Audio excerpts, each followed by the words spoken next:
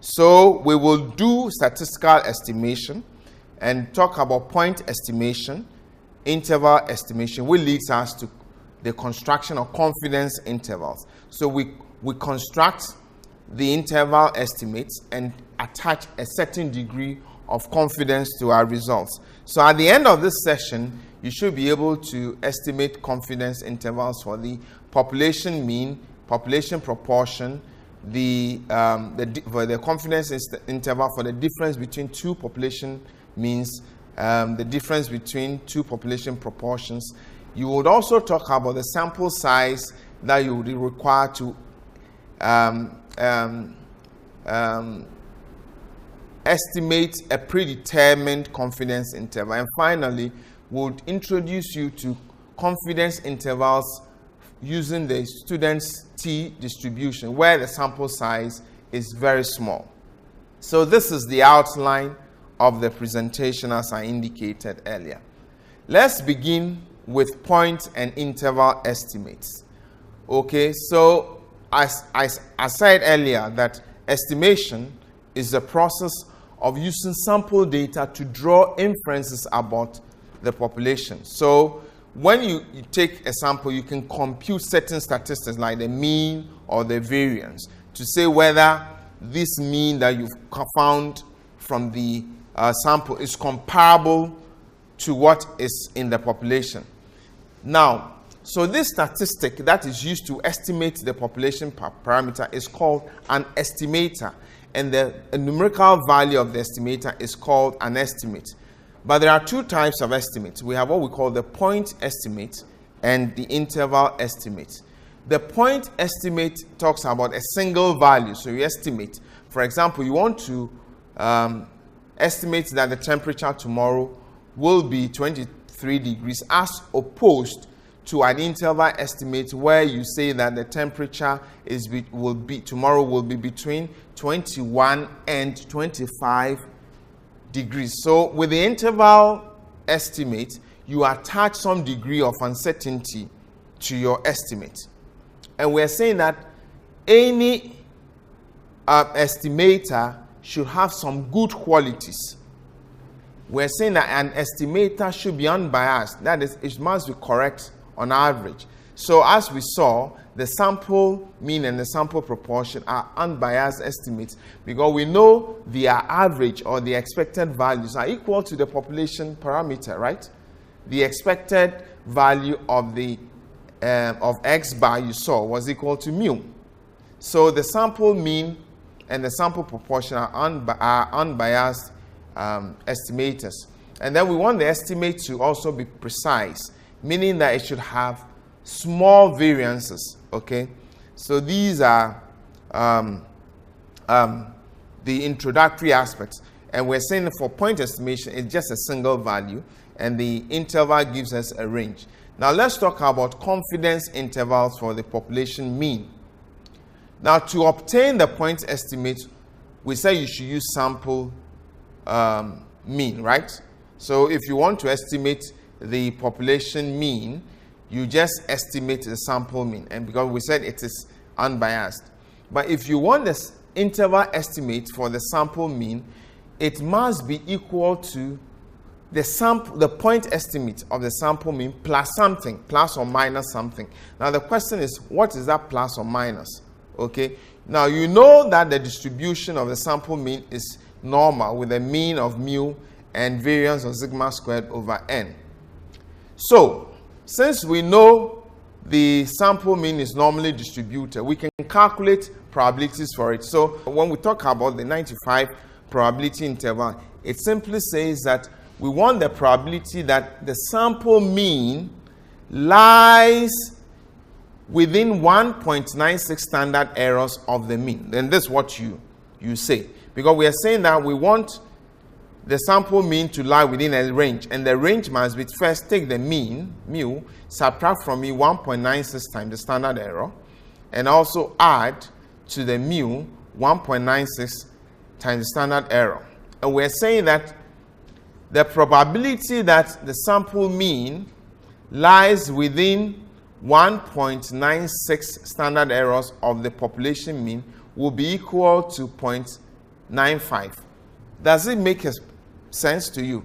Recall that we said earlier that if a variable is normally distributed, it's always true that 95.4% will lie within 2 standard deviations of the mean, right?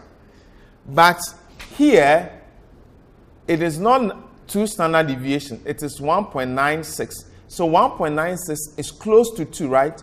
So if it were 2 standard deviations, if x bar were lying within 2 standard deviations of the mean, this answer would have been 0.954. But because we are talking about 1.96, which is slightly smaller than 2, then we would expect it to be, the value here to be smaller, right? So since it's normally distributed, we expect the sample mean to lie within the probability that the sample mean lies within 1.96 standard errors of the population mean, the answer should be 0.95. Now we can rearrange what we have here, rearrange the left-hand side. When we rearrange it, we can get this expression. So the left-hand side, not looking at the right-hand side, just that when we rearrange it, we can obtain this expression, which says that the mu, the population mean, actually lies within 1.96 standard errors of the sample mean. Now, this formula is the formula for the confidence interval for the population mean. It is the formula because we are estimating the population mean for in an interval. We're saying that the population mean will lie in this interval. Now, you saw earlier that we got 0.95 here, which is the same as the 95%. So the 95% we saw, when we express it in hundreds, it is 0.95, and it is called the confidence coefficient. The 95% confidence interval means that about 95% of similarly constructed intervals will contain the parameter being estimated. In other words, we are saying that we want to estimate the population mean, and we are using this formula, and the formula is saying that we are estimating the population mean to lie within the range to lie with the range plus or minus 1.96 standard errors of the sample mean. What this means is that if we constructed 100 of these intervals, we will capture the true population mean within this range in 95 out of the 100 cases. That's what it means. So the 95% confidence means that about 95% of similarly constructed intervals will capture the true population mean that we want to estimate. Now, we don't only do 95, you can also construct what we call 90% and 99% confidence intervals. So in general, this is the formula. So if you are not restricted, this is the formula. So it says x bar minus z times sigma over square root of n less than or equal to mu less than or equal to x bar plus z times sigma over square root of n. Now, so depending on whether it is 90, 95 or 99%, you would get the corresponding z, because you see when we were talking about 95%, the value of the z actually was 1.96. So for 95%, the z is 1.96. That's why we had the 9.6 there. But we're saying that in general, the z is the value of the standard normal variable that is exceeded with the probability of alpha divided by 2. Now, what is our alpha? Our alpha is equal to 1 minus the confidence coefficient. So, in this case, for the 95% confidence interval, our confidence coefficient is 0.95. Therefore, our alpha will be 1 minus 0.95, and alpha is equal to 0.05. And alpha divided by 2 is 0.025. Now, we are saying that the z is the value of the standard normal variable that is exceeded with a probability of alpha over 2. Now, alpha over 2 is 0.025, meaning that we want the z value such that the area under the normal curve to the right of the z is 0.025, and that value is 1.96. Okay, so that's what we obtained. So you read from the table, right, and get that. Now let's take an example. So let's say that we are given a sample mean of 20 and a standard deviation of 10, and then the sample size is 100, and want to construct a 95% confidence interval for the population mean. Using our formula, mu is equal to x bar plus or minus z times sigma over root n. This is equal to 20 plus or minus 1.96 times 10 over square root of 100, right?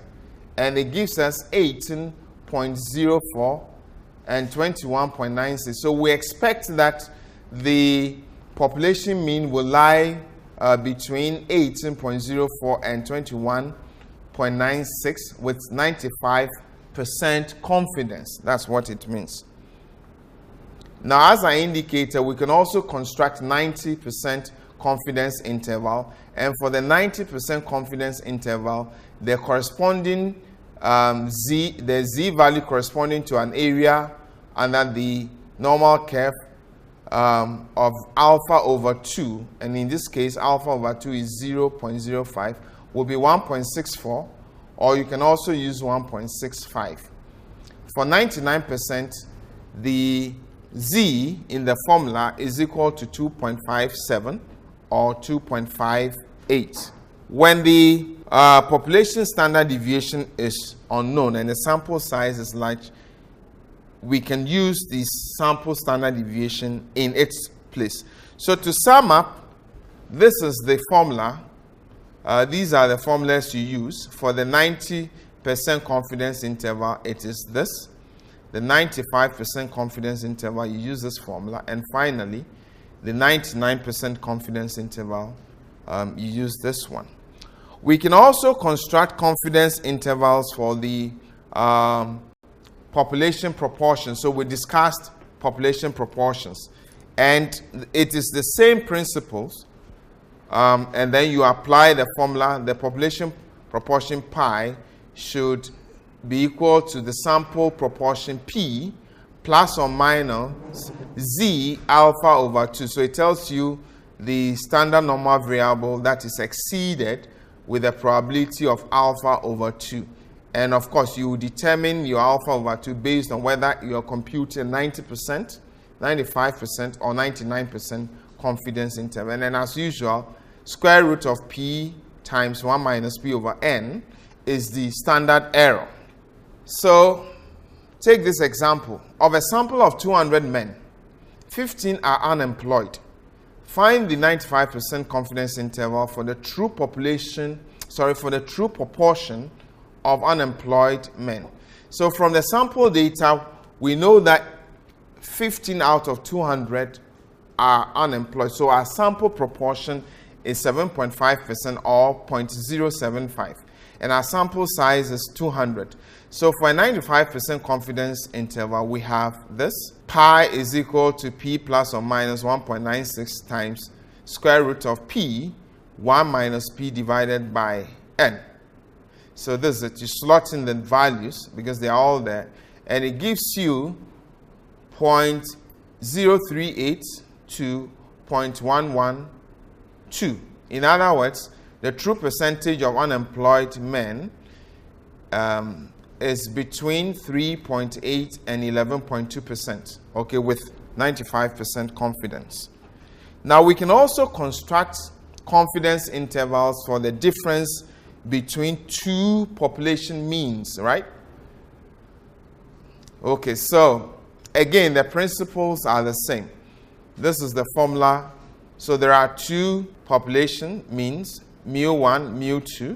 We want to find the 95 or the confidence interval for the difference between these two means. You apply this formula. is the difference between the sample means, the respective sample means, plus or minus z alpha over 2 divided by the square root of this, right? Where x bar 1 is this sample mean for the first population, x bar 2 is the sample mean for the second population, S1 squared and S2 squared are the sample variances for the two populations respectively, and then N1 and N2 are the sample sizes from the two populations respectively. Okay, so all you need to know is to apply the appropriate formula. Now, this is an example. Now, a survey of holiday makers found that on average, women spend 3 hours per day sunbathing, men spend 2 hours. The sample sizes were 36 in each case, and the standard deviations were 1.1 hours and 1.2 hours respectively. So we want to construct a 95% confidence interval. It's all a matter of applying the formula and substituting appropriately. So if we assume that women are the first population, then x bar 1 represents women and x bar 2 represents men. The hours for women is 3 and for men is 2. So it is x bar 1 minus x bar 2 should be 3 minus 2, right? And then since it's a 95% confidence interval, our z should be 1.96. And then you substitute the sample variances and then the sample size, you get 0.5 to 1.5. It means that on our women spend between 30 minutes to 1.5 hours more than men. Okay, so basically that's it. Now, we can also do that for the difference between two proportions. Okay, so again, you use this formula.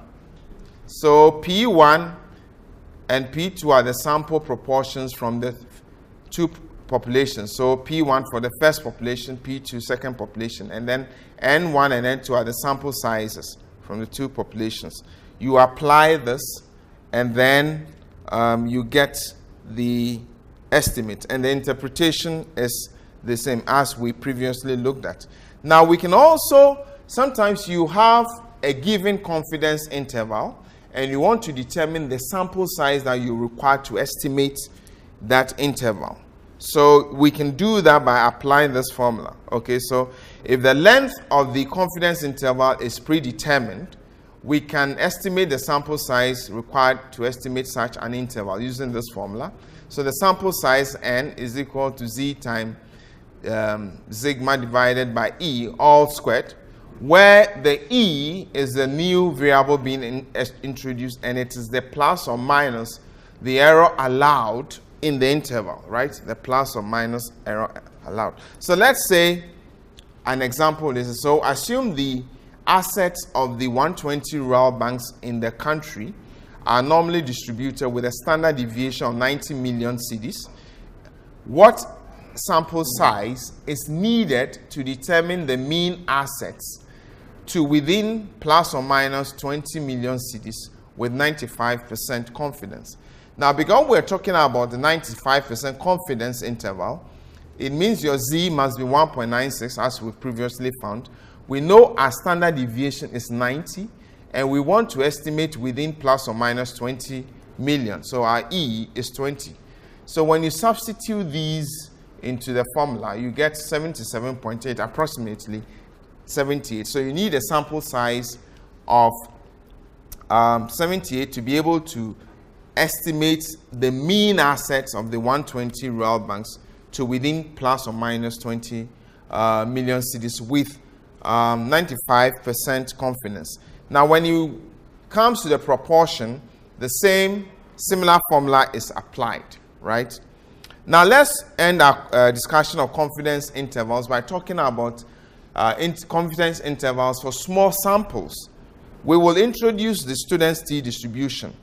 Now, the student's t distribution is a member of family of continuous probability distributions that arises when estimating the mean of a normally distribution population in situations where the sample size is small and the population standard deviation is unknown. So you apply the t when the sample size is small and the population standard deviation is unknown. And the t-distribution has properties similar to the normal distribution, right? And that's it. So you want to compare the two distributions. So this is the normal distribution.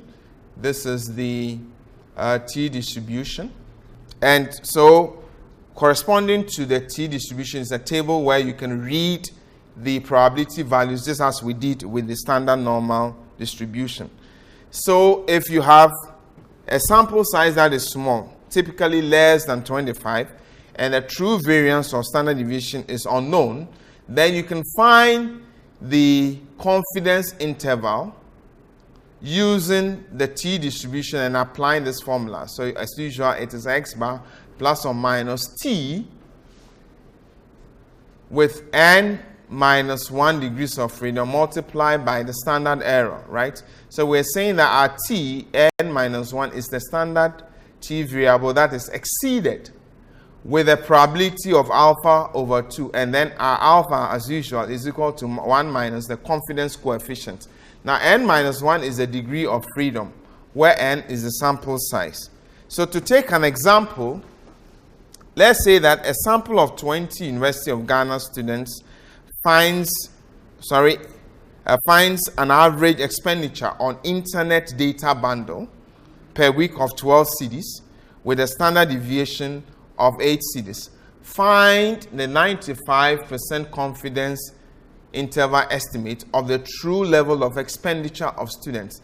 So from the question, we know the sample mean is 12, the standard deviation is 8, and then the sample size is 20. So we can apply the t-distribution, and we have to find the t for alpha over 2 with 19 degrees of freedom, right?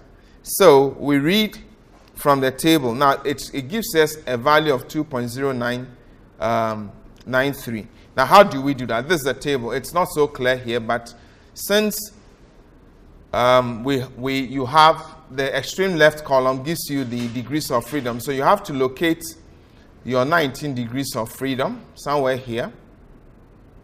And then we're doing this for the confidence interval here, but it is 95, so you look for your 95, and then the intersection of the 95 and then 19 degrees of freedom gives you the appropriate value. Okay, so you can read that.